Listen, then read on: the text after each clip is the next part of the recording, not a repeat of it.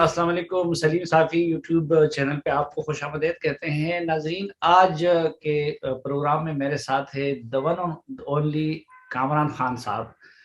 कामरान खान साहब print media में थे तो उनका कोई सानी नहीं था और नंबर वन करार पाए उस मैदान के। और उनके मुकाबले की इन्वेस्टिगेटिव रिपोर्टिंग में शायद आज तक कोई दूसरा नाम सामने नहीं आ सका। फिर जब इलेक्ट्रॉनिक मीडिया का दौर आया तो इस मैदान में वो आए तो वो यहाँ के नंबर वन करार पाए।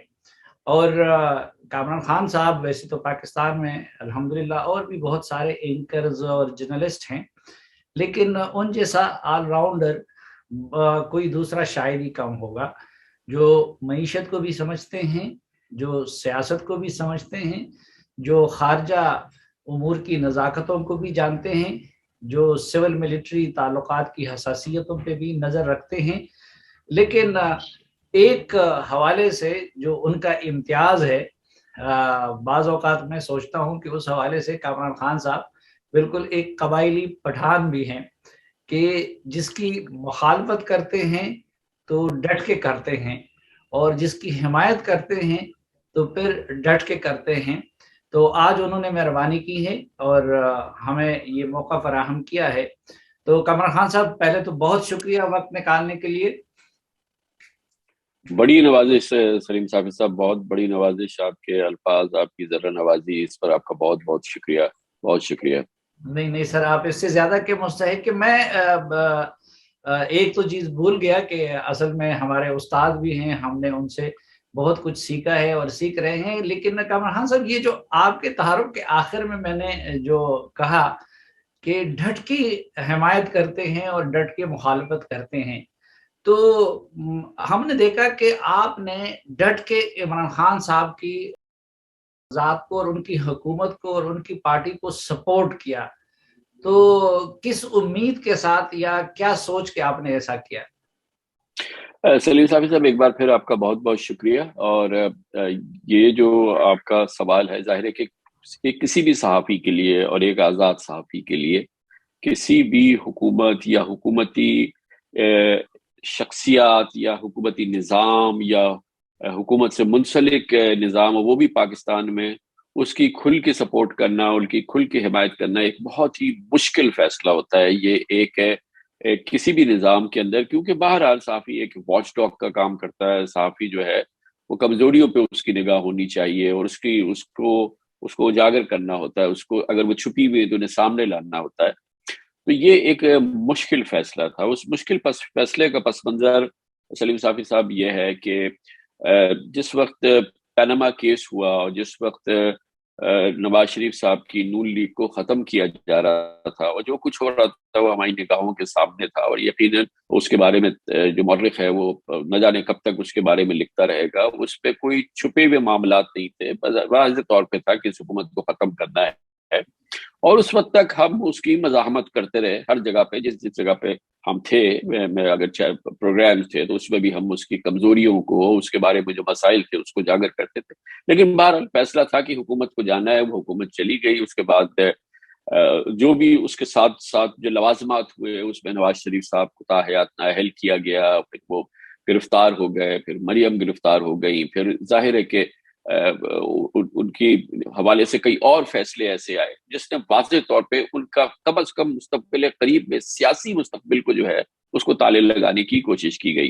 जी। अब फिर निज़ाम तब्दील हो गया, पाकिस्तान में नई हुकूमत आ गई और पीटीआई की हुकूमत आ गई। इमरान खान साहब वज़ीर आज़म हो गए। यकीनन इमरान खान साहब क्या पहले कोई सियासी हुकूमती किरदार नहीं है। विफाक के हवाले से जाहिर है कि सूबे केपी में उनका हुकूमत रही है और इलेक्शन में जो भी उसके नताइज रहे हों, लेकिन केपी की हद तक हमने नतीजा ये देखा और हैरत भी हुई कि उसमें उनकी जमात को बड़ी हिमायत भी मिल गई, सपोर्ट भी मिल गई 5 साल हुकूमत होने के बावजूद। तो ये एक यकीनन एक दिलचस्प बात थी। बाकी जो नताइज थे वो बहरहाल अपनी जगह नताइज थे, मगर हुकूमत आ गई सामने और अब इमरान खान साहब आ गए। यानी कि सियासी जो ऑप्शन था हमारा वो आखिरी अप्लाई हो गया, और जिसके लिए जितनी काविश हो सकती थी वो पूरी काविश के साथ वो आए, उनकी हुकूमत आई। और फिर पहली बार हमने ये देखा कि क्योंकि नवाज शरीफ साहब के साथ मखसूस ताल्लुकात रहे, ہماری اسٹیبلشمنٹ کے اور ہمارے پورے نیشنل سیکیورٹی اسٹیبلشمنٹ کے، تو وہ اس میں بھی تبدیلی نظر آئی کہ بھائی شکوے تھے، شکایت تھے، تحفظات تھے، نون لیگ کی چلی گئی، نواز شریف صاحب چلے گئے، چلیں عمران خان کے ساتھ تو نہیں ہے، عمران خان کے ساتھ تو بہتر تعلقات ہیں، اور چلیں جی اب ہم نے بہرحال اس پاکستان کو آگے بڑھنا ہے۔ اور سب سے بڑی بات ثابت صاحب یہ ہے کہ اکانومی معیشت آگے بڑھے گی، کاروبار چلے گا، روزگار چلے گا، نظام چلے گا، تو ہم سب کی اولادیں اور ہماری نسلیں سنوریں گی۔ اکانومی کے بغیر کام نہیں چل سکتا، اور پاکستان میں اس وقت تک نظام نہیں مؤثر چل سکتا، جمہوریت اتنی مضبوط نہیں ہوئی جب تک کہ ایک ہم آہنگی نہ آ جائے ریاست کے اداروں کے درمیان، اسٹیبلشمنٹ کے درمیان اور سیاسی حکومت کے درمیان، یعنی کہ زبانی طور پہ نہیں، عملی طور پہ وہ ون پیج پر آ جائے جس کا تاثر ابھرا کہ ایسا ہونے جا رہا ہے، اور پھر ایسا ہوتا نظر آیا۔ ظاہر ہے کہ ابتدا میں عمران خان صاحب کو جو معاشی چیلنجز کا سامنا تھا اس کو کم نہیں کر سکتے، وہ بے پناہ سیاسی چیلنجز تھے اور معاشی چیلنجز تھے، اس میں مزید خرابی پاکستان کے لیے بے پناہ نقصان ہو سکتا تھا، کیونکہ ظاہر ہے کہ یہ نئی حکومت آئی تھی، وہ اس وقت میرے سوچ نے جنم لیا کہ اب ہمیں ضرورت ہے، اور ہمیں ایک بہت ہو گئی نا کہ یہ بھی غلط، یہ بھی غلط، یہ بھی غلط، یہ بھی غلط، یہ بھی نظام نہیں چل رہا، تو چلو ٹرائی کر کے دیکھتے ہیں۔ ایک ایک ایک ایسا آدمی انٹرائیڈ آدمی ہے، وہ جذبات کی بات کر رہا ہے، پیشن کی بات کر رہا ہے، تبدیلی کی بات کر رہا ہے، صبح شام اس کی کاوش کی بات کر رہا ہے۔ اوور آل ٹیم ایک نہیں ہے، جو ٹیم میں لوگ ہیں، اسد عمر ہیں یا شفقت محمود ہیں یا اور کئی لوگ ایسے تھے جن کے بارے میں ہم یہ کہہ سکتے ہیں پاکستان میں ایسے ہی لوگ ہوتے ہیں، ٹھیک لوگ ہیں۔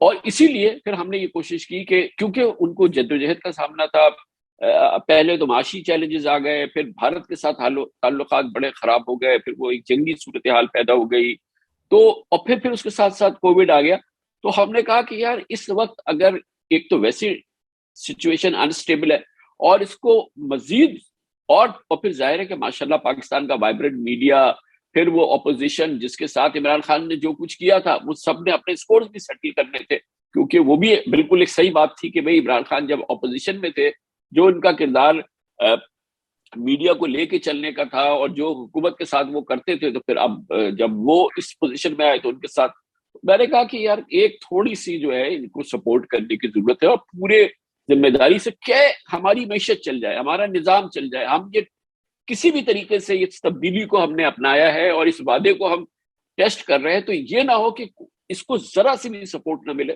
تو جہاں جہاں ان پر میڈیا کا دباؤ آتا گیا اور اوور آل سیاسی دباؤ آتا رہا اور ان کی کارکردگی میں مسائل آتے رہے، تو میری کوشش یہ رہی کہ ان کو ایک طرف سے ایک جانب ان کی حکمت افزائی ہو، لیکن سب سے زیادہ میرا یہ تھا کہ پاکستانیوں کے جو افسردگی ہے، جو ان کا افسوس ہے، جو ان کا گلوم ہے، جو ان کا ڈوم ہے، جو ان کی پریشانیاں ہیں، کوشش کرے کہ ان کے مورال کو اوپر کرے، پاکستان سے ان کی امیدوں کو قائم رکھیں، پاکستان کے مستقبل کے حوالے سے جو اتنے وسوسے روزانہ جنم لے رہے ہیں اس کو بڑھائیں، کچھ تو ان کو نظر آئے کہ یار شاید کہ کوئی امید کی کوئی کرن بنے۔ تو جس حد تک کوشش ہو سکتی تھی اس پس منظر میں میری یہ پوری کوشش رہی، اور پھر مجھے افسوس بھی ہوتا ہے کہ اس کوشش کے باوجود، تمام کے باوجود، جو نتائج سامنے آئے، جو اس وقت انجام سامنے آیا، وہ ویسا نہیں تھا جو میری خواہش اور دعا اور کاوش تھی۔ اور ظاہر ہے کہ اب جو ہے پھر اللہ تعالیٰ مالک ہے، اور ہم آگے بڑھیں اللہ کرے اور دیکھیں کیسے آگے کیسے یہ مسائل حل ہوتے۔ آپ نے بالکل بجا فرمایا کہ میرے خیال میں وہ ظاہری بات ہے کہ قوم کی خاطر تھا، ملک کی خاطر تھا، جتنا سپورٹ ان کو اسٹیبلشمنٹ کی طرف سے ملا، جوڈیشری ان کی راہ میں رکاوٹ نہیں بنی، اس طرح نیب نہیں بنی، آپ جیسے لوگوں نے اسی سوچ کے تحت ان کو سپورٹ کیا، لیکن اس کے باوجود آپ سمجھتے ہیں کہ وہ یعنی کچھ نہ کسی حد تک آپ کی وہ امیدیں پوری ہوئی لے، یا کہ اس کے بعد بھی، کیونکہ جو آخری آپ کی کچھ خیالات میں نے ٹویٹر وغیرہ پہ دیکھے، تو اس سے لگتا ہے کہ نہیں، آپ اس حوالے سے جواب میں آپ کو مایوسی کا سامنا کرنا پڑا۔ جی، اب ظاہر ہے کہ وہ تصورات، وہ خیالات اور پھر کارکردگی کے معیار جو ڈیلیوری تھی اس پہ بارہا مسائل اور پھر بعض ایسے ایشوز سامنے آئے جو کہ ناقابل فہم تھے، ناقابل معافی تھے، انیکسکیوزبل سچویشن ہے. مثال کے طور پہ خان صاحب کا اصرار کہ وہ بزدار صاحب کو وزیر اعلیٰ رکھیں گے پنجاب کا. مثال کے طور پہ ان کا انداز حکمرانی جس کے ذریعے انہوں نے پنجاب میں 6 IG تبدیل کر دیے, 6 چیف سیکرٹری تبدیل کر دیے. انہوں نے اسی انداز میں وفاق کو بھی اپنایا جہاں پر انہوں نے ہر چند ماہ کے بعد ایک اہم سیکرٹری کو بدل دیا. اب اس میں ایک ایک کے نام ہم لینے چلے جائیں گے تو وہ طویل ہو جائے گی بات. پھر ان کا جو کانفیڈنس لیول تھا اپنی ٹیم پر وہ بھی مسلسل شیک ہو جاتا تھا. کبھی اسی وجہ سے 3 وزرائے خزانہ ہمارے تبدیل ہو گئے, ہمارے 6 سیکرٹری خزانہ تبدیل ہو گئے, ہمارے بورڈ آف انویسٹمنٹ کے 6 سربراہ تبدیل ہو گئے.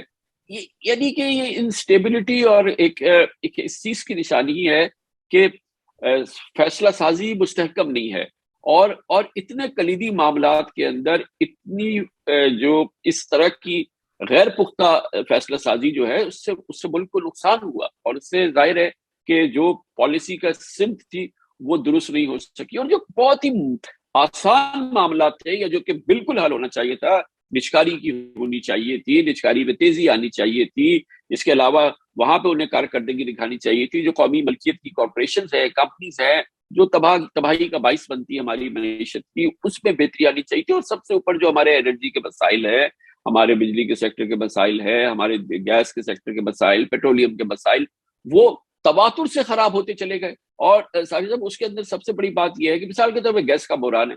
چلے جس دوران آپ حکومت میں آئے, جس پہلے چند مہینے میں آئے, تو اسی دوران اگست میں پہلا اور نومبر میں پہلا گیس کا بحران پیدا ہوا. اس کے بعد سے ہر سال اسی طرح کا بحران پیدا ہو رہا ہے, ہر سال اسی طرح کی مسائل پیدا ہو رہے ہیں. گردشی قرضے 1100 سے بڑھ کے جو ہے وہ اب 2600 ارب کے ہو گئے ہیں. تو آفٹر آل اس کی ذمہ داری تو کیپٹن کو لینی ہے نا, کپتان کو اس تمام چیزیں کی ذمہ داری تو لینی ہے. اور اب ہم کیسے یہ کہیں کہ جی کہ یہ اچھا ہو رہا ہے اور آگے امید ہے. اب تو آگے ہم اب IMF پروگرام میں داخل ہو گئے, آگے الیکشن ہے, تو اب جو ہونا تھا وہ تو کافی حد تک ہو چکا ہے. لیکن کامران صاحب, میں تو اکانومی کو نہیں سمجھتا, لیکن آپ اس کی نزاکتوں کو بہت گہرائی کے ساتھ سمجھتے ہیں. عمران خان صاحب اور ان کے ترجمان یہ جو عذر پیش کرتے ہیں کہ جی اصل میں پچھلی حکومتوں نے اتنی خرابی کر دی ہے کہ ہم اس سے زیادہ بہتری نہیں کر سکتے تھے, تو آپ کیا سمجھتے ہیں کہ یہ واقعی 100% پچھلی حکومتوں نے اتنی خرابی کر دی ہے کہ اب یہ اس کو ریکور نہیں کر سکے, یا اس سے زیادہ ریکور نہیں ہو سکتا تھا, یا کہ نہیں اس میں ان کی اپنی غلطیوں, کرپشن یا نااہلیوں کا بھی اثر ہے؟ سلیم صاحب اس میں بڑا ایک پاکستان کے ساتھ یہ بڑا ستم ہوئی حکومت ایک ایسی کیفیت معیشت کی چھوڑ کے جاتی ہے کہ آنے والے کے لیے وہ سنبھالنا مشکل ہو جائے. اور یہ ایک تواتر سے ہو رہا ہے. جنرل مشرف سے شروع ہوا, جب جنرل مشرف گئے انہوں نے معیشت کی وہ تباہ حال صورتحال چھوڑی جس کا تصور نہیں کر سکتے. پیپلز پارٹی کی حکومت آئی, اسے IMF میں جانا پڑا, اسے جو ہے اس تباہ حال معیشت کو جو ہے کسی صورت سے سنبھالنا پڑا, اسے لے کے آگے بڑھنا پڑا. پھر پیپلز پارٹی کی حکومت گئی, جاتے جاتے وہ معیشت کی ایک تباہ حال صورتحال چھوڑ گئی. پھر نون لیگ کی حکومت آئی, پھر وہ جاتے جاتے چھوڑ گئی. اور پھر آخر میں یہ جو آخر آئی ہے, یقیناً اس میں بھی جو ہے وہ جو اس میں جو کرنٹ اکاؤنٹ ڈیفیسٹ وہ چھوڑ کے گئے. جس طرح سے جو ایکسچینج ریٹ ہمارا تھا اس کو جس انداز سے جانے والی حکومت نے, نون لیگ نے اس کو مستحکم رکھنے کی کوشش کی, ظاہراً وہ بڑے شدید مسائل تھے. اس میں کوئی شک نہیں ہے کہ جب PTI کی حکومت آئی, معیشت کی صورتحال ہر لحاظ سے اس کو ہمیں یہی کہنا پڑے گا کہ وہ تباہ حال تھی. ہمارے ایکسپورٹس بالکل نہیں بڑے 5 سال کے دوران, تو یہ تھی مسائل بہت شدید تھے. لیکن بہرحال آپ کو پتا تھا کہ اس مسئلے میں آپ حکومت میں آ رہے ہیں, اسی کے ساتھ آپ کے وعدے تھے, اسی کے ساتھ آپ کے ارادے تھے, اسی کے ساتھ آپ کے عزائم تھے. اتنا ہی بڑا چیلنج تھا نا, تو جبھی تو آپ کو آزمایا جا رہا تھا. لیکن وہ پہلے سال کی تو ہم دے سکتے ہیں, لیکن اس کے بعد کی جو اب تک کی اگر آج کی میں صورتحال دیکھوں تو اس میں مزید خرابی یا اس میں مزید برائی جو ہے وہ پھر اس کے لیے تو کوئی معافی نہیں ہے. تو کامران صاحب, یہ آپ کیا سمجھتے ہیں؟ کچھ لوگ کہتے ہیں کہ یار وہ خود تو ٹھیک ہیں اور ایماندار بھی ہیں, ملک کے لیے چاہتے بھی ہیں, لیکن ان کو ٹیم اچھی نہیں ملی. تو آپ کیا سمجھتے ہیں, یہ خان صاحب کی غلطی ہے یا ان کی ٹیم کی غلطی ہے؟ یہ دیکھیں, ٹیم کے جو مین لوگ ہیں ان پہ تو خان صاحب کا اپنا ہی اعتماد نہیں رہا. سب سے پہلے تو ظاہر ہے کہ ان کے, میں سمجھتا ہوں کہ دایاں بازو ان کی روح تھی, سیاسی روح جس میں کہنا چاہیے جہانگیر ترین, پہلے تو ان کا اعتماد ان پہ ختم ہو گیا، پھر اس کے بعد انہوں نے اپنی کیمپین کے دوران اور اپنی اسٹرگل کے دوران اسد عمر صاحب کو ہمیشہ سمجھا تھا کہ وہ ان کے بڑے کامیاب وزیر خزانہ ہوں گے. 6 مہینے میں ان پہ ان کا اعتماد ختم ہو گیا. اسی طرح سے ایک ایک کر کے ان کے اپنے ساتھیوں پر اعتماد ختم ہوتا گیا. عثمان بزدار پہ اعتماد بڑھتا چلا گیا، اور یہ ایک ایسی ان کی شخصیت میں اور ان کی سوچ میں ایک ایسی تقسیم سامنے آئی جو کہ بہت ہی مضر تھی، اور اس کے اثرات ہم سامنے دیکھ رہے ہیں کہ جو ان کی ٹیم کے اہل لوگ تھے، جو ان کے ساتھی تھے، جو ان کے قریبی تھے، ان پر تو ان کا اعتماد ختم ہو گیا. اچھا، پھر دلچسپ بات یہ ہے کہ اس کی جگہ جس نے لی تھی اس پر بھی اعتماد ختم ہونے میں زیادہ دیر نہیں لگی. چاہے وہ انرجی کا شعبہ ہو، چاہے وہ خزانے کا شعبہ ہو، چاہے وہ معیشت کی کلیدی معاملات ہو. ایک ایڈوائزری کمیٹی بناتے تھے تو کبھی دوسری بناتے تھے، پھر تیسری بناتے تھے، پھر چوتھی بناتے تھے، اور پھر ظاہر ہے کہ جو انہوں نے، اور پھر پہلے دن سے وہ ایک دباؤ کے اندر نظر آئے. تو یہ تمام ایسی چیزیں ہیں جس سے لگا کہ ان کی فیصلہ سازی میں استحکام نہیں ہے، ان کی فیصلہ سازی میں ٹھوس صورتحال نہیں ہے. اور سب سے ایک بہت امپورٹنٹ معاملہ یہ ہے کہ ان کو پتا تھا کہ وہ قلیل اکثریت سے حکومت کر رہے ہیں لیکن بھرپور فوج کی حمایت سے حکومت کر رہے ہیں، تو انہوں نے سارا انحصار اس پہ رکھا، لیکن اس چیز کو سوچا نہیں کہ پاکستان کے مسائل کا حل یہ ان کے جو نمبرز ہیں اس سے نہیں ہو سکتا. اس کے لیے بین الجماعتی ہمیں ایک مشترکہ سوچ چاہیے، مشترکہ مشن چاہیے. اس کے لیے جب ان کو پیشکش کی تھی شہباز شریف نے اسمبلی کے فلور پہ کہ جی چارٹر آف اکانومی بنائیں، ہم آپ کے ساتھ ملنے کے لیے تیار ہیں، جس طرح سے انہوں نے اسے رد کیا، جس طرح سے انہوں نے اپوزیشن کی ہر اس خواہش کو جو کہ وہ ایک قدم آگے بڑھاتے یا 2 قدم آگے بڑھانے کی کوشش کر رہے تھے، جو کہ عمران خان کی بڑی ضرورت تھی، وہ اس کو رد کرتے چلے گئے. اور وہ اس حد تک چلے گئے کہ قومی سلامتی کے کلیدی معاملات میں بھی انہوں نے اپوزیشن کے ساتھ بیٹھنا گوارا نہیں کیا.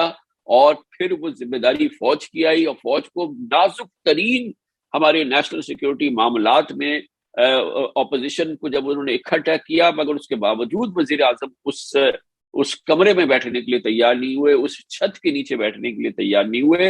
اور اس طرح سے انہوں نے اپنا بے پناہ نقصان کیا، پاکستان کا نقصان کیا، کیونکہ بعض معاملات کے اندر ہمیں کنسنسس چاہیے. آج بھی کوئی بھی حکومت ہے تنہا پاکستان کے اس جو دلدل میں پھنستے ہوئے مسائل ہیں، جو کہ ناگواری کی آپ انتہا کو جب آپ ان کا جائزہ لیتے ہیں آپ پہنچتے ہیں، کسی ایک جماعت کا یہ کام نہیں ہے. عمران خان 10 سیٹ کی اکثریت سے سینٹر میں اور 10 سیٹ کی اکثریت سے مثال کے طور پہ پنجاب میں کیا پاکستان کو ڈیلیور کر سکتے ہیں؟ یہ کر سکتے ہوتے تو آج یہ صورتحال نہیں ہوتی. اس کے لیے سب کو جوڑنا ہوگا. Charter of economy who, economy کی ریڈ لائنز ہیں، نیشنل سیکیورٹی کی ریڈ لائنز ہیں. اب ہم آج ٹی ٹی پی سے مذاکرات کر رہے ہیں اور اتنی نازک معاملہ ہے اس میں، اور یہ اس کے بغیر کام نہیں چل سکتا، چاہے سیاستدان کچھ بھی بات کریں. لیکن اگر اکٹھے ہوں گے، ایک کمرے کے نیچے بیٹھیں گے اور 2 دن 4 دن صبح شام اس پہ بات کریں گے سب مل کے، تو پھر اس مسئلے کا حل نکلے گا. مگر عمران خان نے اس کے دروازے بند کر کے جو ہے یہ اپنے ساتھ بھی اپنی جماعت کے ساتھ بھی بہت بڑا ظلم کیا. کیونکہ اگر اپوزیشن کو ہم ساتھ لے کے چلتے، اور پھر سب سے بڑی بات یہ وہ کہہ رہے تھے احتساب آپ کریں، آپ نیپ چلائیں، آپ چیزیں کریں، اور اب چاہے اس میں کچھ بھی ہوتا آپ نے نہیں بھی کیا تو آج ہم 4تھے سال میں بیٹھے، ایک ملزم کو سزا نہیں ہوئی ہے، ایک ملزم کو. میں جانتا ہوں کہ یہ سارے الزامات جھوٹے نہیں ہیں، ان میں کم از کم 60-70% ٹھوس 100% پاکستان کو لوٹنے کے کیسز ہیں. اس میں کوئی ایک رتی بھی مجھے شبہ نہیں ہے کہ وہ نہیں ہے. مگر ایک شخص کو ارے مقدمہ ہی نہیں چل رہا، سزا کیا ہوگی؟ تو 4 سال بھی ضائع ہو گئے اور نہ مقدمہ چلا اور نہ سزا ہوئی ہے. پھر وہی کھڑے جہاں پہلے دن کھڑے تھے، اور جن لوگوں پہ پکے سچے 100% سچے الزام ہے اس سے زیادہ کرپشن آج کر رہے ہیں، جو کہ آج ہم دیکھ رہے ہیں. یہاں ہم بیٹھے ہوئے ہیں یہاں کراچی میں، آپ تصور نہیں کر سکتے ہیں کہ کس انداز کا وہ نظام چل رہا ہے جو کہ اس سے پہلے چلتا تھا. تو 4 سال میں کیا آپ نے بالوی کا کیا؟ کمر خان صاحب، یہ آپ نے ذکر کیا نیشنل سیکیورٹی کے معاملات کا، میں اس پہ بھی آپ کی رہنمائی چاہوں گا، لیکن معیشت کے حوالے سے میں ایک آخری سوال کرنا چاہتا ہوں. وہ یہ کہ اس وقت ہمیں 2 بیانیے سننے کو ملتے ہیں. ایک حکومتی بیانیہ ہے، وہ کہتے ہیں کہ جی یہ جو مشکلات ہیں یہ عارضی ہے اور عنقریب اچھا وقت آنے والا ہے. دوسری طرف اپوزیشن کے نہیں، یا مجھ جیسے معیشت سے نابلد لوگ نہیں، بلکہ ہم دیکھ رہے ہیں کہ شبر زیدی صاحب جیسے لوگ جو کہ خود FBR کے چیئرمین رہے، ڈاکٹر فاروق سلیم جیسے لوگ جو کہ خود شروع میں عمران خان صاحب کے اپوزیشن کے دور میں سپورٹ بھی کیا اور ان کے شروع میں اکانومی کے لیے ترجمان بھی رہے، وہ ہمیں بہت بلیک پکچر دکھا رہے ہیں اور وہ کہہ رہے ہیں کہ جی معاملات بہت زیادہ خراب ہیں، بلکہ کل تو انہوں نے بڑے اسٹرانگ الفاظ استعمال کیے شبر زیدی صاحب نے کہ ہم دیوالیہ ہو چکے ہیں یا خدا نخواستہ ہونے والے ہیں۔ اس معاملے میں جب آپ دیکھتے ہیں 2018 سے جب موازنہ کرتے ہیں پاکستانی معیشت کا، تو خان صاحب اس کو اسی جگہ چھوڑ کے جائیں گے یا بہتر کر دیا ہے یا خراب کر دیا ہے؟ یہ جو ان لوگوں کی اوپینین ہے زیدی صاحب اور ڈاکٹر پر، اس میں کتنا وزن ہے؟ دیکھیے، ایک تو شبر زئی صاحب نے کہا ہے کہ ان کے کانٹیکٹ سے الگ کر کے یہ بات کی گئی، اور یہ بات جو ہے فیکچولی بھی کہنا غلط ہے کہ پاکستان دیوالیہ ہو چکا ہے، ایسی بات نہیں ہے۔ ظاہر ہے کہ مشکلات بے پناہ ہے اور ایسی مشکلات ہیں جو کہ بہت ہی کٹھن صورتحال ہے، لیکن دیوالیہ لفظ ایک بہت اسٹرانگ لفظ ہے، بینکرپٹ کہہ دینا بہت اسٹرانگ لفظ ہے۔ وہ بڑی روانی سے بات کرتے ہیں شبر صاحب، اور اب خیر اس کی وہ کہہ بھی رہے ہیں کہ ان کو کانٹیکٹ سے الگ کر کے دیا گیا ہے، تو وہ بات تو غلط ہے۔ اور میں یہ سمجھتا ہوں کہ اس وقت جو اعداد و شمار ہیں، یہ جو معاملات ہیں، اس سے بھی کہیں زیادہ پاکستان کی، یہ ہمارا رونا ہی ہے، اس سے بھی زیادہ خراب صورتحال پاکستان کی معیشت کی رہی ہے۔ مثال کے طور پہ جب پیپلز پارٹی نے حکومت سنبھالی تھی 2008 میں، جب مشرف صاحب کی حکومت ختم ہوئی، اس وقت تباہی تھی، ہمارے ریزروز بالکل ختم ہو گئے تھے۔ ابھی تو ہمارے پاس ہمارے ریزروز جو ہے وہ 3 مہینے کی ہمارے پاس امپورٹس ہے، ہمارا ایک روبس سینٹرل بینک کام کر رہا ہے، ہماری اکانومی کے حوالے سے کافی چیزیں جو ہیں وہ چل رہی ہیں، ہمارے جو حالیہ نمبرز آئے ہیں وہ اتنے خراب نہیں ہیں، ہماری کارپوریٹ ارننگز اتنی خراب نہیں ہے، مگر اچھی بھی نہیں ہے، تمام صورتحال اتنی اچھی نہیں ہے، مہنگائی ہمارے لیے بڑا مسئلہ ہے۔ اور ظاہر ہے کہ جب آپ کے خلاف ہوا چلتی ہے یا اللہ تعالیٰ کی کچھ شاید ناراضگی ہوتی ہے، تو پھر معاملات بھی تھوڑے سے پلٹ جاتے ہیں۔ اب ان کی بدقسمتی یہ ہے کہ انٹرنیشنل کموڈٹی مارکیٹ پہ اتنی پرائسز بڑھ گئی ہیں، تیل کی قیمت، کھانے کے تیل کی قیمت، اسٹیل کی قیمت، اس کے علاوہ کاٹن کی قیمت، وہ بھی ہمیں امپورٹ کرنی پڑ رہی ہے، جو کہ نہیں ہوتی ہے۔ اور نون لیگ کی حکومت میں نواز شریف صاحب کی خوش قسمتی تھی، اسحاق ڈار صاحب کی قسمتی تھی کہ ایک چیز بڑی امپورٹنٹ ہوتی ہے، پیٹرول پرائسز کیا ہے، انٹرنیشنل مارکیٹ میں آئل پرائسز کیا ہیں، وہ ان کی حکومت کے دوران جو تھا وہ بڑے طویل عرصے تک ایک بہت ہی نچلی سطح پر رہی، جس نے پاکستان کے امپورٹ بل پر جو شدید پریشر ہوتا ہے اس کو اس نے قابو میں رکھا، اور وہ اس حکومت کے لیے بڑے سہارا بن گئے۔ کووڈ کا اب مرحلہ ان کے دور میں یہ آج جو ہے یہ اس لیول تک پہنچ گئی کہ وہ ناقابل برداشت، چاہے اس وقت نواز شریف کی حکومت ہوتی یا کسی کی حکومت ہوتی، یہ پرائسز کو سنبھالنا ناقابل برداشت ہے، اور اس سے اس مہنگائی نے جنم دیا جو کہ ان کی غیر معمولیت میں مزید اضافہ کر رہی ہے۔ حفیظ پاشا صاحب جیسے لوگ کہتے ہیں کہ جی دیکھیں جو آئل پرائسز تھی وہ تو کووڈ کی وجہ سے، پھر رشیا اور سعودی عرب کے کانفلکٹ کی وجہ سے، کہتے اتنی نچلی سطح تک آ گئی تھی عمران خان صاحب کے دور میں کہ جو کبھی ہم نے سوچا بھی نہیں تھا، اور اب جو ہے وہ گریجولی نواز شریف اور اس دور کی طرف واپس جا رہے ہیں۔ جی دیکھیں، اب تو خیر نواز شریف کے دور سے کہیں آگے چلی گئی ہے پرائسز، اور یقیناً وہ زمانہ کووڈ کا تھا، تو اس زمانے میں تو پھر پوری دنیا میں وہ آئل پرائسز بہت کم ہوئی ہیں۔ اس میں ایک فیکٹر آتا ہے کہ لوگ کہتے ہیں کہ جی آپ اس وقت جو ہے وہ ہیج کرتے، آپ جو ہے اس وقت جو ہے آپ کے پاس اس کی کیپیسٹی ہوتی تو آپ اس سلسلے میں مستقبل کے سودے جس کو کہتے ہیں وہ آپ کر سکتے تھے، لیکن وہ بڑی ایک ٹیکنیکلی ایک مشکل چیز ہوتی ہے۔ پھر یہ بہرحال ماننا ہوگا کہ نیب کا ہوا جو کہ برقرار رکھا عمران خان نے اور اس کو بھرپور طریقے سے استعمال کیا، وہ خود ان کی حکومت کے لیے ایک بہت بڑا کارکردگی کے لیے اور بیوروکریسی کی کارکردگی کے لیے ایک بہت بڑی رکاوٹ بن گیا، اور پھر اس قسم کے جہاں فیصلے، جہاں کے ہمت کر کے بیوروکریسی کو فیصلے کرنے پڑتے ہیں، وہ کر نہیں پائی، اور اس سے ان کی حکومت کا پہیہ جام ہو گیا۔ تو کچھ قدرتی عوامل ہیں، کچھ بین الاقوامی عوامل ہیں۔ ہاں جی یہ بڑا ٹیکنیکل سبجیکٹ ہے، لیکن میں ذرا سادہ الفاظ میں کہ معاشی لحاظ سے 2018 کا نواز شریف کا پاکستان اچھا تھا یا معاشی لحاظ سے آج 2021 کا عمران خان کا پاکستان اچھا ہے؟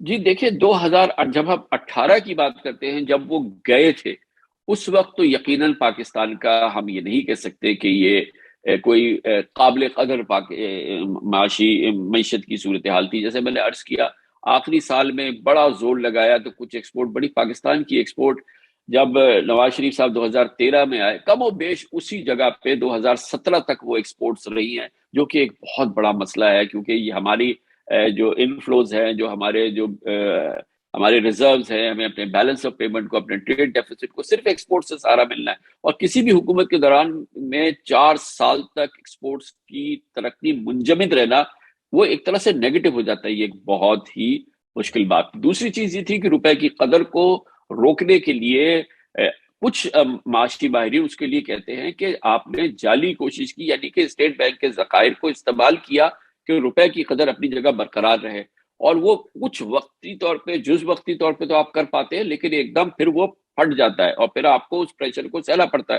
جو کہ ان کی حکومت کے آخر میں جانے لگا، کیونکہ جو 106 روپے کا ایکسچینج ریٹ مینٹین کیا تھا پر ڈالر، صاحب نے جیسے ہی مفتہ اسماعیل آئے تو وہ مجبور ہو گئے، اور پھر آپ دیکھیں کہ وہ جی تیزی سے روپے کی قدر گرتی گرتی ایک دم 106 سے 124، اور وہ کوئی نہیں روک سکتا تھا، اور اس سلائڈ کو پھر جاری رہنا پڑا، اور پھر عمران خان کی حکومت میں وہ مزید گرتی چلی گئی، اور پھر وہ ظاہر ہے ہمارے قرضوں کا بوجھ پڑتا ہے جب روپے کی قدر گرتی ہے، پھر ہمارے ہر چیز مہنگی ہونی لگتی ہے، پھر ہمارے ساتھ جو ہے پھر اس کے ساتھ مہنگائی ایک جنم لیتی ہے، پھر ملک کی معیشت اپنے پاؤں پہ نہیں کھڑی ہو سکتی، آئی ایم ایف کے پاس جانا پڑا، آئی ایم ایف کے پاس جاتے ہیں تو ان کی سختیاں ہوتی ہیں، تو وہ پھر ایک سلسلہ ہے جو کہ شروع ہو جاتا ہے۔ اور آج آپ کو، میں سوری بات لمبی ہو رہی ہے، اس وقت بھی کوئی اس حکومت کے قریب اس لیے نہیں آ رہا کہ سب کو تجربہ ہو گیا ہے کہ معیشت کی اتنی بری حال ہے کہ اگر ہم حکومت میں داخل ہوئے تو ہم اس کو سنبھالیں گے کیسے؟ اہم پروگرام میں تو آلریڈی ہے۔ یہی وجہ ہے کہ اس وقت جو ہے وہ سکتے کا عالم ہے، تو یہ اس وجہ سے عمران خان کی حکومت کو کوئی بظاہر کوئی اس طرح کا خطرہ نہیں ہے، ورنہ تو یہ تو شاید چند دن کی بات ہے، حکومت گر جائے، لیکن سب جانتے ہیں کہ ابھی اس کے قریب نہیں آ سکتے۔ اچھا جی، وہ بھی بات ہے کہ کوئی حکومت کے قریب نہیں آنا چاہتا، اتنا مشکل ہو گیا ہے پاکستان کو گورن کرنا۔ لیکن ایک بڑی وجہ وہ بھی تھی کہ جس کی طرف آپ نے بھی شروع میں اشارہ کیا کہ مرکز میں یا اگر پنجاب میں، تو وہ سب ہماری اسٹیبلشمنٹ کی سپورٹ کی مرہونی منت رہی، یا پھر عموماً حکومتیں اسٹیبلشمنٹ کے لیے ڈھال بنتی ہے، لیکن عمران خان صاحب نے اپنے لیے اسٹیبلشمنٹ کو ڈھال بنائے رکھا، اور ہر مد میں، ہر شعبے میں، خارجہ پالیسی، اکانومی، جتنا فوج اور اس کی قیادت سے ہو سکتا تھا ان کے ساتھ کوآپریٹ کیا۔ جواب میں عمران خان صاحب کا جو قومی سلامتی کے اداروں کے ساتھ جو سلوک رہا، تو آپ کیا سمجھتے ہیں کہ ان کی ساکھ کو عمران خان صاحب نے زیادہ نقصان پہنچایا یا کہ نواز شریف اور زرداری صاحب نے زیادہ نقصان پہنچایا تھا، یا کہ سب دیکھیں، یکساں یہ ہیں؟ بہت، میں سمجھتا ہوں کہ جو یہ ساکھ کا معاملہ ہے، میں تو یہ سمجھتا ہوں، کیونکہ مجھے اس میں ایک رتی برابر بھی شک نہیں ہے، اور مجھے 100% یقین ہے کہ یہ ایک قومی سوچ تھی کہ مل کے ایک حکومت جو کہ اتنی قلیل اکثریت سے کھڑی ہے، جو کہ ناتجربہ کار ہے، جس کی ساری ٹیم جو ہے، بڑی تعداد میں جو لوگ ہیں وہ ناتجربہ کار ہیں، پاکستان کے کسی بھی مسئلے کا حل جو ہے وہ ایک سول گورنمنٹ کے اکیلے بس کی بات نہیں ہے۔ تو میری رائے ہے، سوچ ہے، یقین ہے، مجھے 100% یقین ہے، معلومات ہے کہ لیڈر نے یہی فیصلہ کیا کہ نہیں، اکیلے نہیں ہو سکتا، میں سب کو مل کے اس کے لیے آگے۔ مثال کے طور پہ کووڈ کا چیلنج آیا تھا تو یہ این سی او سی کا ادارہ بنا، اس میں کس قدر فوج ان کے ساتھ کھڑی رہی ہے، اور ان گنت کوئی ایسا معاملہ نہیں ہے جو کہ پاکستان کے، جو کہ نظر کے سامنے ہے یا نظر سے پوشیدہ ہے، جو کہ ایک عام حکومت میں یا کسی جو تجربہ کار جمہوریت ہے، جو صرف سول گورنمنٹ کا کام ہوتا ہے، لیکن فوج نے بہت ہی قوت سے ان کے ساتھ کھڑے ہو کے اپنی پوری جان لگائی، اور ان مسائل کے حل کے لیے بڑی اچھی کوشش بھی ہوئی، اس سے پاکستان کو بہت فائدہ ہوا، اور ان کی حکومت کو، اور پھر ظاہر ہے کہ اصل میں ریاست کو اور پاکستان کے عوام کو اس کا ایک بڑا فائدہ ہوا۔ تو میں اس کاوش کو بہت ہی سراہتا ہوں، اور مجھے پورا یقین ہے کہ یہ صرف پاکستان کی جواب میں استحکام کے لیے خان اور اس کی صاحب نے ترقی جس کے طرح لیے کیا. الزام کیا ان کو D G I S I کے نوٹیفیکیشن پہ یا پہلے آرمی چیف کے ایکسٹینشن کے نوٹیفیکیشن پہ یا مجموعی طور پر جس طریقے سے ان کو انڈر ڈسکشن لایا گیا، تو آپ کیا سمجھتے ہیں کہ انہوں نے احسان کا بدلہ احسان کی صورت میں دیا ہے؟ جی دیکھیں، میں نہیں سمجھتا کہ یہ احسان کی بات ہے. یہ تو ایک ذہنی پختگی کی بات ہے. یہ ایک میرے نزدیک آپ کی پولیٹیکل میچیورٹی، اور پھر سب سے بڑی بات یہ کہ ایک اخلاقی بھی ایک یہ صورتحال ہے. اور پھر میں سمجھتا ہوں کہ خان صاحب کی یہ قومی ذمہ داری تھی کہ اس معاملے کا ایک بہت آسان اور ایک ایسا ان کو حل ڈھونڈنا تھا، چاہے ان کے سلسلے میں جو تحفظات تھے اس میں کہیں نہ کہیں اگر کوئی وزن بھی تھا، تو ایک میچیور لیڈرشپ جو ہے وہ اس کو کسی صورت میں پبلک کی نگاہ میں آنے کی اجازت نہیں دیتی. پہلی اس کی کوشش یہ ہوتی کہ اس پہ بالکل خاموشی سے، اور ساری دنیا کی لیڈرشپ معاملات پہ بات نہیں کرتی ہے اور کبھی بات نہیں کرتی، لیکن خان صاحب میں ہمارے تھوڑی سی یہ بات ہے کہ وہ بات کرنے سے چوکتے نہیں ہیں. اور پھر اس معاملے کے اندر یہ ساری چیزیں اس طرح سے پبلک میں آ گئی کہ ہم جیسے لوگوں کی بھی جو ہے وہ امیدیں ٹوٹ گئی کہ یار یہ کس طریقے سے ہینڈل ہو رہا ہے. یہ ایسے تو بالکل نہیں ہونا چاہیے، کسی کے بھی انٹرسٹ میں نہیں تھا پاکستان کے بالکل. اور پھر فوج کی لیڈرشپ نے تو بے پناہ ان کا ساتھ دیا ہے، اور جناب باجوہ نے تو بے پناہ ان کا ساتھ دیا ہے. اور جس معاملے پہ جو زیر بحث موضوع تھا وہ اس میں میرٹ ہی میرٹ تھی، اور اس میں وزن ہی وزن تھا، اس میں دلیل ہی دلیل تھی. کوئی ایسی بات نہیں ہے کہ غیر منطقی کوئی بات ہونی جا رہی تھی، جو کہ طے شدہ بات تھی. تو جس طرح سے انہوں نے اس کو مینج کیا، ظاہر ہے کہ اس سے جب آپ کا ٹرسٹ اور آپ کا جب بھرم جو ہے اس کو نقصان پہنچتا ہے، تو پھر ایک بہت ہی ایک تکلیف دہ صورتحال پیدا ہوتی ہے، جس سے آپ کو کوئی فائدہ نہیں ہوا، قوم کو بھی کوئی فائدہ نہیں ہوا. پورے کئی ہفتے جو ہے وہ پوری قوم ایک جمود میں مبتلا ہو گئی، اور وہ بہت ہی مشکل صورتحال تھی، کیونکہ ہم معیشت کے میدان پہ انبلیویبل چیلنج کا مقابلہ کر رہے تھے. ہم آئی ایم ایف سے مذاکرات کر رہے تھے، کریم صاحب وہاں بیٹھے تھے، اور یہاں پر اس ملک کے اندر یہ ہو رہا تھا. تو یہ تو بالکل ایسا لگا کہ صورتحال ہاتھوں سے نکل گئی ہے. اچھا، خارجہ پالیسی کے فرنٹ پہ آپ کیا سمجھتے ہیں عمران خان صاحب اور ان کی حکومت کس حد تک توقعات پہ پوری اتری ہے، یا کس حد تک مایوس کیا ہے انہوں نے آپ کو؟ دیکھیں، عمران خان ایک ایسا نام تھا جب یہ ان کی حکومت آئی جو کہ ہمارے نزدیک ایک اٹریکشن تھی. ایک تو یہ کہ ان کو ساری دنیا جانتی ہے، وہ فرسٹ نیم بیسس پہ یو کے میں تو کم از کم لیڈرشپ کے ساتھ ان کے ایک فرسٹ نیم بیسس پہ وہ بات کر سکتے ہیں، وہ بالکل اچھی طرح سے ان کو جانتے ہیں، وہ ان کو جانتے ہیں. تو یہ ایک ایسٹ تھا. اسی طرح سے امریکہ میں بھی ان کی بڑی شناخت تھی، ساری دنیا ان کو جانتی تھی. تو یہ ہم سمجھتے تھے کہ بہت بڑا ایسٹ ہے پاکستان کے لیے. لیکن نہ جانے کیوں انہوں نے اپنے آپ کو اتنا محدود کیا پاکستان میں، کہ مغرب کے ساتھ تعلقات کو تو انہوں نے بالکل کسی صورت سے بھی قابل نہیں سمجھا. اور مجھے کچھ لوگ یہ بتاتے ہیں کہ شاید ان کے دل میں یہ چیز تھی کہ مجھے دورے کم کرنے ہیں. پتہ نہیں کیا ان کے ذہن میں یہ بات تھی کہ غیر ملکی دورے کم کرنے، کیونکہ نواز شریف نے بہت غیر ملکی دورے کیے، دوسرے لوگوں نے بہت غیر ملکی دورے کیے، اس میں اتنے خرچے ہوتے ہیں تو میں نے دورے نہیں کرنے. تو جس کی وجہ سے وہ ایک تو اپنی ذہنی کی وجہ سے آئسولیٹ ہوتے چلے گا، پھر کووڈ نے جو ہے ان کے ہاتھ پاؤں باندھ دیے. اور پھر جو ہے اس پوری صورتحال کے اندر ہوتے ہوتے وہ جو ساری گڈ ول تھی، وہ ان کے بیانات جو کہ شاید ان کی اپنی سوچ کے لحاظ سے صحیح ہوں، لیکن موجودہ عالمی صورتحال کے اندر ان میں، کیونکہ اب وہ پرائم منسٹر ہیں پاکستان کے، تو ان کے الفاظ کا جو چناؤ ہونا چاہیے، ان کے جذبات کا جو اظہار ہونا چاہیے، اس میں بہت ہی ایک ہمیں چاہیے کہ اس میں مدبرانہ ایک جھلک نظر آئے اور ایک میچیور صورتحال نظر آئے، اور جذبات کو قابو میں کرنا پڑتا ہے. ہمارے سامنے مثال ہے، دیکھیں چین اور بھارت میں جنگ ہوئی اور سال ہونے کو آیا ہے، نریندر مودی نے ایک لفظ نہیں بات کی، ایک حرف بات نہیں کی. ان گنت موضوعات ہیں جس نے بھارت کو ہلا کے رکھ دیا، یا جس میں کچھ ہو گیا، ایک حرف نہیں آپ کو ملتا کہ خاموشی ہے بالکل. کیونکہ لیڈر کے لیے بولنا آسان ہے اور پھر اس کو سمیٹنا بہت مشکل ہوتا ہے. ویسے بھی صاحب ایک بڑے اچھے بزرگ نے کہا کہ آج تک خاموش رہ کے کوئی نہیں پھنسا ہے.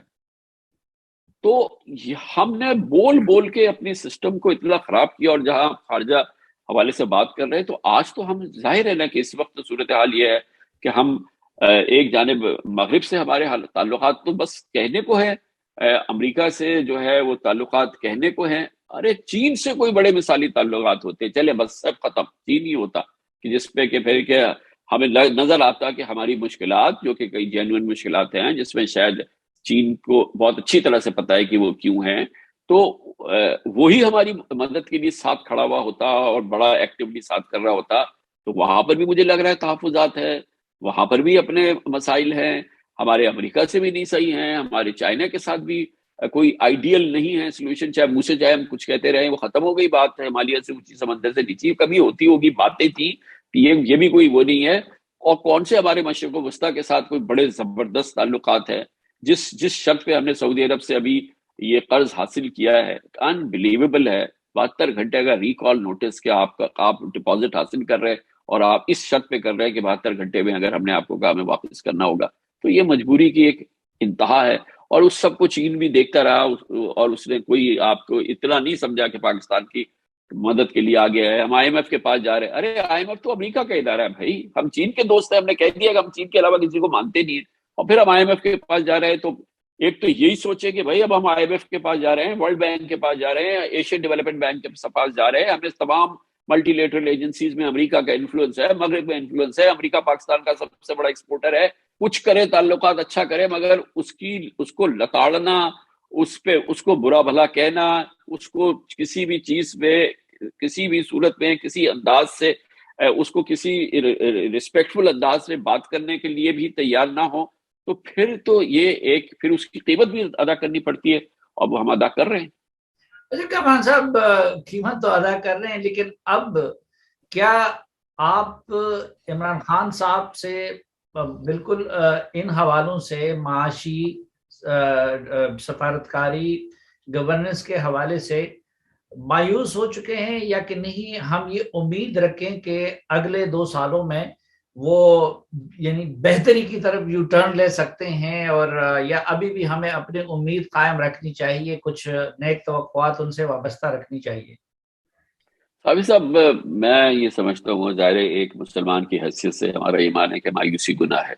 تو ایک تو یہ ایمان میرا بہت ہی مسلم ہے. دوسری وہ تو چیز اللہ یہ کی ذات سے گناہ ہے, میں سمجھتا ہوں. جی, تو اب پھر اللہ کی ذات ہی ہاں, تبدیلی بپا کر سکتی ہے نا. اللہ کی ذات ہی کسی بھی حالات میں تبدیلی, کسی بھی شخصیت میں, کسی بھی کیفیت کے اندر اللہ کی ذات تو پھر الٹیمیٹ ہے نا, وہ تو کچھ بھی کر سکتی ہے.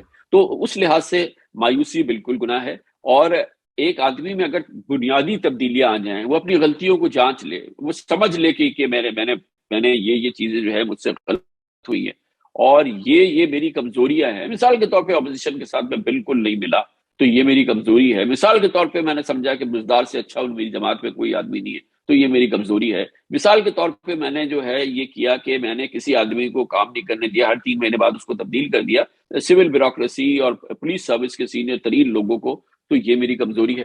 اب ایک آدمی یہ سمجھ لے اور اس کو پوری دانست میں اس کو خارجہ محاذ پر جو ہے وہ جو بنیادی جو چیزیں ہیں ان کو میں نے سامنے نہیں رکھا اور میں نے بیلنس کو مینج نہیں کیا, تو یہ ہو جائے.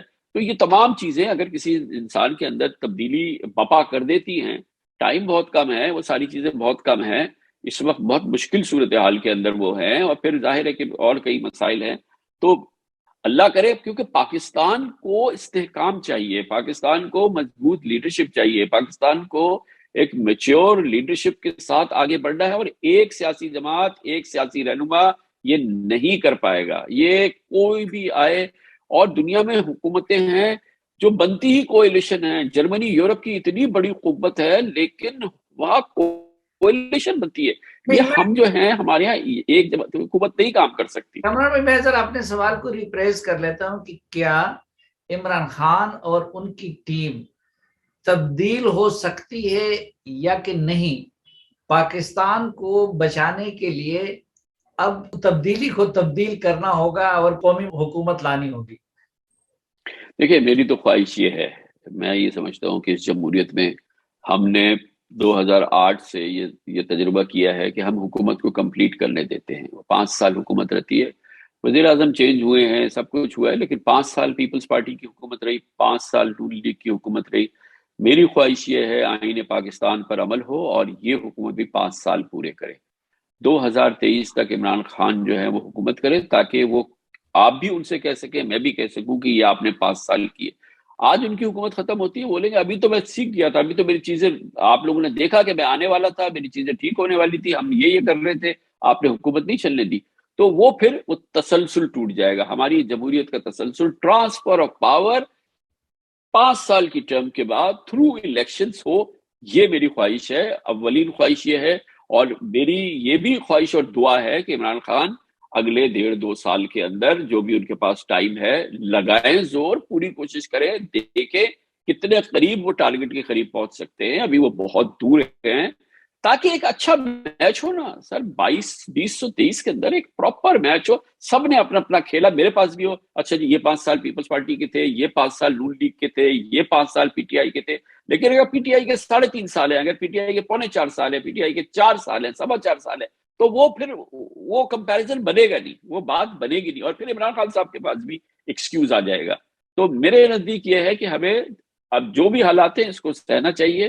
ظاہر ہے میں اللہ نے چاہا تو اتنی کوئی بات نہیں ہے, انشاءاللہ اگلے 2 کوارٹرز میں آئی ایم ایف کے پروگرام کے بعد ہمارے یہاں ہم معاشی استحکام کی کچھ جھلک بھی دیکھنے لگیں گے. ہو سکتا ہے, اللہ نے چاہا, میری دعا ہے, کوشش کابش رہے گی کہ ہماری معیشت میں کچھ تھوڑے سا بہتری بھی آئے, اور ایک عمران خان آگے بڑھے, اور ایک اس جگہ تک تو پہنچے جہاں سے وہ مقابلے کے قابل ہو, پی ٹی آئی مقابلے کے قابل ہو. اور اگر الیکشن نومبر 2023 میں ہونا ہے, اکتوبر 2023 میں ہونا ہے, تو ہو, اور پھر وہاں جا کے دیکھتے نا کہ پھر کیا مقابلہ ہوتا ہے. لیکن اگر ہم نے عمران خان کو آج یہاں سے فارغ کر دیا, 6 مہینے میں کر دیا, 3 مہینے میں کر دیا, 4 مہینے میں کر دیا, تو یاد رکھیے گا کہ عمران خان کی جتنی نااہلی, جتنی نان ڈیلیورنس ہے, جو کچھ ان کی جو وہ ہے, وہ دھل جائے گی, وہ دھل جائے گی. اور 2023 میں چلے 100% نہ دھل جائے, لیکن 50% تو دھل جائے گی, اور پھر وہ ایک مضبوط کینڈیڈیٹ کی طرح سے سامنے آ سکتے ہیں. تو یہ ہمیں دیکھنا چاہیے, اور یہ بھی کوشش کرنی چاہیے کہ عمران خان صاحب خود بھی تحلیل نہ کریں, حکومت چلائیں اور اس کو 2023 تک لے کے جائیں. لیکن کامران خان صاحب, اس میں ایک ظاہر ہے کہ یہ اب کوئی راز نہیں رہا, جس کی طرف شروع میں بھی آپ نے اشارہ کیا کہ 2011-12 سے یہ عمران خان صاحب کے پروجیکٹ پہ ہماری اسٹیبلشمنٹ نے کام شروع کیا تھا, اور نیک نیتی سے شاید انہوں نے کیا ہوگا کہ پیپلز پارٹی اور نون لیگ کے مقابلے میں ایک قوت کو کھڑا کیا جا سکے. پھر پچھلے الیکشن سے پہلے جس طریقے سے نواز شریف کو آؤٹ کیا گیا, پھر الیکشن میں جو مینجمنٹ ہوئی, باقی ساری چیزیں. اچھا, پھر پنجاب میں تو بظاہر اکثریت ملی تھی مسلم لیگ نون کو, لیکن وہاں پہ بزدار صاحب کو حکومت دلوائی گئی. تو یہ ساری چیزیں سب لوگ جانتے ہیں کہ چلو ملک کی خاطر تھا, لیکن اسٹیبلشمنٹ کے سپورٹ کی مرہون منت تھا. اب کیا یہ جو صورتحال ہے اس وقت اکانومی کی, خارجہ پالیسی کے فرنٹ پہ جو افراط و تفریط ہو رہا ہے, باقی سب کچھ, تو آپ سمجھتے ہیں کہ اس کے بعد بھی اسٹیبلشمنٹ اس حکومت کو اسی طرح سہارا دینے کا رسک لے سکے گی؟ اور اگر وہ اسی طرح سہارا دیتی ہے تو پھر, اور اکانومی کی بھی یہ صورتحال رہتی ہے اور خارجہ پالیسی کی بھی, تو یہ ملک کے لیے ناقابل برداشت نہیں ہو جائے گا؟ جی, میں اس پہ میری تو سوچ یہی ہے کہ میں نہیں سمجھتا کہ کوئی ایسی چیز جو پاکستان کو انتہائی عدم استحکام کی طرف ڈال دے, اسٹیبلشمنٹ ہو یا لیڈرشپ ہو اسٹیبلشمنٹ کی, وہ اس کے بارے میں سوچ بھی سکتی ہے. میں نہیں سمجھتا کہ کوئی ایسی چیز جو پاکستان کے لیے ایک انتہائی اس کو اور مشکلات میں اس کے اضافہ کر دے اس نازک موقع پہ. ہمیں ضرور ذہن میں رکھنا چاہیے کہ جس وقت ہم یہ بات کر رہے ہیں, خطے میں عالمی تبدیلیاں رونما ہو رہی ہیں, پورا خطہ جو ہے, دنیا جو ہے, وہ ہماری خطے کی طرف دیکھ رہا ہے. تو ہم کسی بھی غلطی کے متحمل نہیں ہو سکتے. ہمارے یہاں افغانستان کی صورتحال برابر میں جو صورتحال ہے, مجھ سے 100 گنا آپ زیادہ جانتے ہیں, وہ اس بات کا ہمیں متحمل نہیں ہو سکتے کہ ہم یہاں پہ آزمائشیں کریں, ہم نئے تجربات کریں, ہم اپنے آپ کو کسی بھونچال میں, چاہے وہ سیاسی بھونچال ہو, اس میں مبتلا کر دیں. تو میں یہ سمجھتا ہوں کہ اور چاہے وہ اکتوبر کے معاملات ہوں, D G I S I کی نوٹیفیکیشن کے معاملات ہوں, اس کے بعد سے بھی اب تک بھی جو ہے جہاں جہاں ضروری رہا ہے. جہاں جہاں عمران خان صاحب کو ضرورت ہوئی ہے اسٹیبلشمنٹ ان کے ساتھ کھڑی ہے، 100% کھڑی ہے، تمام معاملات میں ان کے ساتھ کھڑی ہے. اور ظاہر ہے کہ یہ ضروری بھی ہے میرے لیے بھی، آپ کے لیے بھی، پورے پاکستان کے لیے بھی. جو خالصتاً سیاسی معاملات ہیں وہ سیاستدانوں کو چھوڑ دینے چاہیے، سیاستدان اس کو ڈیل کرے. خالصتاً جو غیر سیکیورٹی معاملات ہیں وہ جو جس کی ذمہ داری ہے وہ پوری کرے. اور میں یہ سمجھتا ہوں کہ کوئی ایسی چیز جو پاکستان میں انتہائی عدم استحکام پیدا کر دے، جو پاکستان میں کسی قسم کا ایک طوفان برپا کر دے، تو نہ ہم اس کے متعامل ہو سکتے ہیں، نہ اسٹیبلشمنٹ کسی قسم کی کوئی مہم جوئی کے اندر اس وقت ہو سکتی ہے. اور اس وقت دیکھیں بہت ہی عدم اعتماد کی فضا ہے، اور بھی اس کو بہتر کرنا ہے. میرے خیال میں تو ابھی فوج کو جو ہے اس کی ساری جو توجہ ہے وہ خطے کی صورتحال کے حوالے سے ہے، تمام معاملات کی فوکس جو ہے وہ افغانستان کے حوالے سے ہے. پھر ہمارے ظاہر ہے کہ بھارت کے ساتھ معاملات جو ہے وہ بہت ہی ایک نازک صورتحال سے گزر رہے ہیں. تو ان سب چیزوں کو ابھی دیکھنا ہے. اور میری دعا یہ ہے کہ عمران خان صاحب کوئی مہم جو وہ بھی نہ کرے، کوئی اس قسم کا وہ نہ رہے. تو اللہ کرے پاکستان میں اگلا یہ جو اب سے لے کے نومبر 2023 کا اکتوبر تک جو ہے وہ استحکام سے، کسی قسم کے قدرے استحکام سے گزر جائے، کوئی بہتر صورتحال ہو. 22 کروڑ پاکستانیوں کے لیے تو یہ اچھا ہے. لیکن یہ کہ اگر اس میں کوئی بے پناہ خرابی ہو جاتی ہے یا کچھ ہو جاتی ہے تو پھر تو ظاہر ہے کہ اللہ مالک ہے. لیکن میری دعا و خواہش یہ ہے کہ ایسا نہ ہو. کامران خان صاحب، آخری سوال، اور میرے لیے یہ سوال تھوڑا سا ناخوشگوار ہے آپ جیسے اپنے ایک سینئر اور استاد سے، کیونکہ بہت ساری چیزیں آپ اور ہم جانتے بھی ہیں، لیکن اس کے باوجود جب ایک چیز لوگوں کے ذہنوں میں ہوتی ہے تو اس کو کلیئر کرنے کے لیے وہ مجبوری بن جاتی ہے. اب ظاہر ہے کہ میں اس دور کا شاہد ہوں کہ اس سے پہلے دھرنوں کے دنوں میں یا الیکشن سے پہلے آپ نے ڈٹ کے عمران خان صاحب کو کرٹیسائز کیا، ان پہ تنقید کی، باقی ساری چیزیں کی. اور میں ذاتی طور پر جانتا ہوں کہ آپ ان چیزوں سے مبرہ ہے کہ کوئی ذاتی تعلق کی وجہ سے کسی پرائم منسٹر سے ملنے کے لیے یا کسی مفاد کے لیے کسی پرائم منسٹر یا کسی حکومت سے متعلق اپنی اوپینین فارم کر لیں گے یا اس کو تبدیل کر لیں گے. تو اس کنٹیکسٹ میں ایک عام تاثر یہ کہ جی آپ نے یہ جو پچھلے چند کچھ عرصے میں آپ نے اگرچہ شروع میں اس کا پس منظر بتا دیا کہ ڈٹ کے عمران خان صاحب کو سپورٹ کیا اور اب ان کو کرٹیسائز کرنے لگے ہیں، تو کچھ لوگ اس کو یہ توجیہ اس کی کرتے ہیں کہ جی آپ نے ایسا اسٹیبلشمنٹ کے کہنے پہ کیا، اور اب جب اسٹیبلشمنٹ ان سے ناراض ہو گئی ہے تو آپ بھی ان سے ناراض ہو گئے ہیں. تو اس سلسلے میں آپ کی وضاحت چاہوں گا، جس طرح میں نے عرض کیا کہ میرے پاس خود جواب ہوگا لیکن لوگوں کی فہم کے لیے. دیکھیے یہ اس سوال سے جو ہے یہ میں اپنے پورے کیریئر میں گزرتا رہا ہوں. یہ سوال پہلی بار مجھ سے نہیں پوچھا جا رہا ہے. اور اس سوال کی ابتدا ہوئی تھی 8 اگست 1990 کو، جب محترمہ بے نظیر بھٹو کی پہلی حکومت ختم ہوئی تھی. غلام اسحاق خان نے ان کی حکومت ختم کیا تھا 6 اگست 1990 کو. اس میں جو انہوں نے انڈائٹمنٹ پڑھی تھی اس میں انہوں نے میری 2 اسٹوریز کا ذکر کیا تھا، ان الزامات میں جن الزامات کے تحت حکومت کو ختم کیا گیا. تو محترمہ جب کراچی تشریف لائیں اور ان کی پہلی پریس کانفرنس اس زمانے میں لائیو ٹی وی تو پتہ نہیں تھا، ایک پریس کانفرنس ہو رہی تھی بلاول ہاؤس میں. تو بلاول ہاؤس میں جب وہ پریس کانفرنس ہوئی تو انٹرنیشنل میڈیا، سارا لوکل میڈیا، ہم سب وہاں بیٹھے ہوئے تھے، میں بھی ان میں شامل تھا. تو یہ ایک بہت ہی ایک جذباتی ماحول تھا اس کا. اور کیونکہ ان کی حکومت غلام اسحاق خان نے ختم کی تھی، اور غلام اسحاق خان کی پشت پہ اس وقت کی اسٹیبلشمنٹ، جنرل اسلم بیگ اور وہ پورا نظام تھا، اس میں کوئی دو رائے نہیں ہے.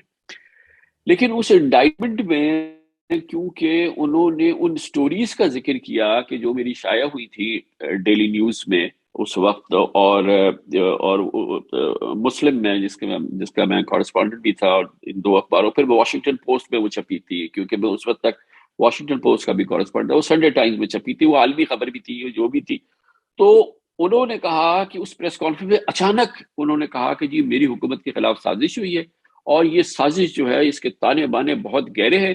اور میں سامنے بیٹھا تھا، انہوں نے کہا جی یہ کامران خان بیٹھے ہیں، یہ اس سازش کا حصہ تھے، اور اس سازش کا حصہ اس لیے تھے کہ یہ ان کے جو تعلقات تھے یہ اسٹیبلشمنٹ کے ساتھ مل کے کام کر رہے تھے. اللہ بہتر جانتا ہے اور وہ اس بات کا گواہ ہے، اس سے زیادہ حقیقت کا، سچائی کا، اور جو سچ ہے اس سے زیادہ کچھ نہیں. اور میں اسی کی گواہی کے تحت میں بول رہا ہوں کہ ان کی سوچ غلط تھی. یہ کسی سازش کے نتیجے میں وہ سٹوریز نہیں لکھی تھی، یہ ان معاملات کے نتیجے میں سٹوریز لکھی گئی تھی جو کہ میں نے جس کی تحقیقات کی تھی، جس کا کہ میں نے مگر انہوں نے وہ بیج بو دیا اس وقت اس چیز کا کہ یہ جو ہے یہ اس طرح سے کرتے ہیں اور یہ ہوا.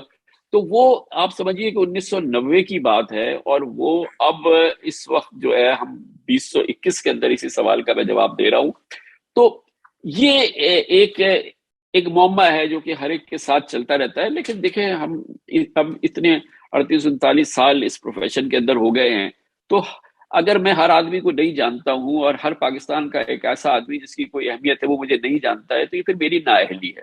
اور پھر جس انداز کی ہم نے صحافت کی ہے، جس انداز کا ہم نے یہ کام کیا ہے، اس میں تو یہ اب چیزیں مجھے نہ معلوم ہو، لوگ مجھ سے بات نہ کریں، میں لوگوں سے بات نہ کر پاؤں، تو یہ میری بڑی شدید نااہلی ہوگی. اب آپ اس کو کسی بھی معنی میں پرو دیں، لیکن ہوتا یہ ہے کہ پلس یعنی کہ نفس پہ آپ کا ہاتھ ہونا بہت ضروری ہے. اور اگر مجھے نہ پتا چلے کہ یار یہ حکومت جو ہے یہ کراس کر گئی ہے اپنی لائن، یا یہ معاملات ایسے ہیں کہ یہ ایک لائن کو کراس کر گئے، تو پھر میں نے کیا کیا؟ گھاس کھو دی ہے. اگر مجھے نہیں سمجھ میں آ رہا کہ یہ عمران خان کی حکومت اب نہیں سسٹین کر سکتی اس چیز کو، اب اس کی مقبولیت اب اس نے اپنے ہاتھ سے اس کو فنا کر رہی ہے، اپنے فیصلوں سے اس کو فنا کر رہی ہے، اپنے ہاتھوں سے اس کو فنا کر رہی ہے، تو پھر میں وہی بات کہتا رہوں. تو میری تو دو ٹکے کی جو ہے وہ میری کریڈیبلٹی رہ جائے گی. سب سے پہلے جو میرے لیے سب سے امپورٹنٹ چیز ہے وہ میری اپنی کریڈیبلٹی، آپ کے لیے بھی ایز اے صحافی، آپ کے لیے بھی، کہ ہماری کریڈیبلٹی نہیں ہے، ہمارے الفاظ پہ اگر اعتماد نہیں ہے. اگر ہم کہہ رہے ہیں، اگر میں ابھی بھی کہوں کہ یہ جی بڑا مقبول ہے، بڑا اچھا ہے، ماشاءاللہ الحمدللہ بڑا اچھا کام کر رہا ہے، تو میری تو اوقات بھی 2 ٹکے کی نہیں رہ جائے گی. لوگ بولیں گے یہ کیا آدمی، ہم خواب میں اس کو اتنے سال دیکھتے رہے. لیکن جب میں بات وہ کر رہا ہوں جو کہ حقیقت ہے، جو کہ اب اس کو کوئی نہیں روک سکتا، تو وہ اسٹیبلشمنٹ بھی وہ بات کرے گی، سپریم کورٹ بھی وہ بات کرے گی، سڑک پہ چلتا ہوا ایک میرا اور آپ کا جیسا بھائی بھی یہی بات کرے گا، ہم پریس کلب میں بھی بیٹھ کے وہی بات کریں گے. تو یہ اس کی ترجمانی ہے. لیکن ظاہر ہے کہ ایک آدمی کا کوئی اسٹیچر ہو جاتا ہے، یا کوئی نام ہو جاتا ہے، یا اس کی کوئی پہچان ہو جاتی ہے، تو جب میں کوئی بات کرتا ہوں تو اس کو بدقسمتی سے اس کو پھر مختلف اس کے جو ہے لینس کے ذریعے اس کو دیکھا جاتا ہے.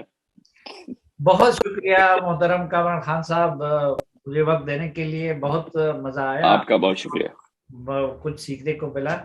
ناظرین، آپ نے کامران خان صاحب کی خیالات ملاحظے کیے، اور جس طرح کہ میں نے شروع میں عرض کیا تھا کہ آپ کامران خان صاحب کی رائے سے اختلاف کر سکتے ہیں، ان کے طرز رپورٹنگ سے اختلاف کر سکتے ہیں، لیکن اس میں کوئی شک نہیں کہ پرنٹ میڈیا ہو یا الیکٹرانک میڈیا ہو، اس میں وہ نمبر 1 رہیں، اور ان کی حب الوطنی پہ بھی کوئی دوسری رائے نہیں ہو سکتی. اور یہ ان کی خوبی ہے، اور یہ ان کا کریڈٹ ہے کہ جس چیز کو وہ درست سمجھتے ہیں، ٹھیک سمجھتے ہیں، کھل کے ڈٹ کے، بغیر اس چیز کی پرواہ کیے بغیر کہ لوگ کیا کہیں گے، ریئیکشن کیا ہوگا، تو کامران خان صاحب اس کا اظہار کرتے ہیں. بہت شکریہ کامران خان صاحب. بہت شکریہ صاحب. اللہ خوش رکھے آپ کو. بہت شکریہ. Thank you. اللہ حافظ.